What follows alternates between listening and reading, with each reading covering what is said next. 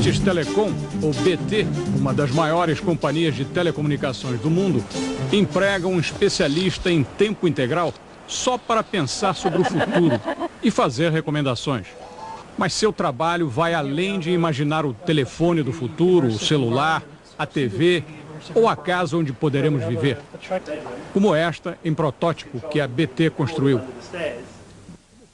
You're hired by the major telecommunications company in this country to be their official futurologist, which means that your full-time job is to figure out what's going to happen in the future.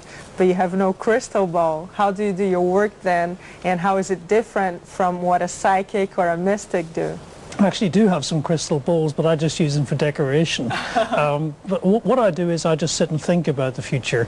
I get a lot of inputs from reading a lot of magazines, a lot of business magazines, a lot of technical magazines. I go to an awful lot of conferences. I talk to a lot of experts in engineering and business and economics and politics and every other sphere. And I just sit and think and put it all together. And just use logical reasoning and clear thinking to just try and figure out some insights about what this all means for where we're going to be in a few years' time. You've started making forecasts about 15 years ago. Have you been getting it right so far? How often do you get it wrong? I get it right about 85% of the time, which is most of the time. 15% of the time we get it wrong. But the sort of stuff we were predicting when I started off doing this job, I tried very hard, for example, to get BT interested in doing text messaging because we were just starting to use this new thing called email back then. And we could see, well, if you can send text between computers, why can we not send text between telephones? And I looked at my telephone and it had letters on the dial, so I figured out a way of using that to send messages. And our bosses, all very good managers, could see no reason at all why this was of any value, because of course you could just phone somebody up and talk to them. So why on earth would you want to use it to send some text? So they weren't interested at all in pursuing that. Are there any predictions that you're making today that make people laugh? Well, today we're looking at stuff like smart makeup, where you can just smear the makeup all over your face and push a button. We're looking at video tattoos. You can just have an entire forearm covered in computer display and use that for watching TV on your forearm. We're looking at active contact lenses, so you can have contact lenses which are essentially computer displays, and you can have 3D images overlaid on everything you see in the real world. So you can take all the ugly people out of your field of view and replace them with people that look like Claudia Schiffer or whatever.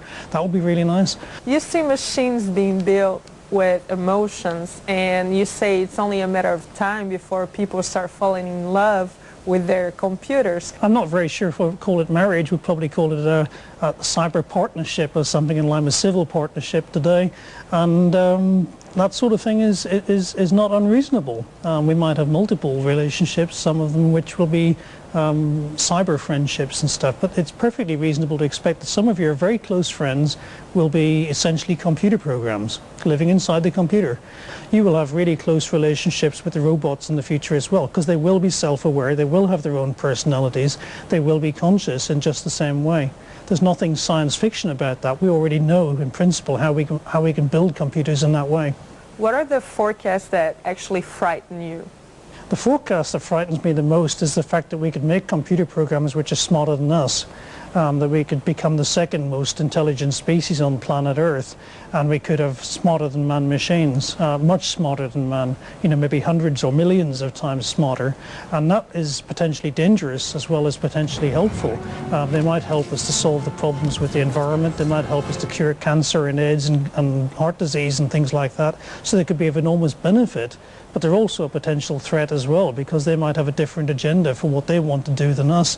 In the world you describe for 2020, people will be able to do basically anything without leaving their homes. So what's going to happen to the physical world and to fun things such as going shopping with your girlfriends? We won't have the social needs anymore? Well, our social needs aren't going to disappear. Just as much as you can phone people up and text them and email them today, you still meet them for real. You'll still do that in the future, even though you can meet them in full 3D virtual reality at home. According to your forecast, some information companies won't need any employees at all, and some machines will displace men from almost every activity. Where are we going to find jobs in the future then? If you're thinking of caring type jobs or teaching jobs or childcare or elderly care, you really do not want to replace those by robots or computer programs. You want those to be done by people. And an awful lot of personal services, whether you're a crystal therapist or nonsense professions like that, or whether it's a personal trainer or a lifestyle consultant, we keep inventing these new jobs every year. There's no end to our imagination for new things that you can spend money on. And that's all part of the future economy.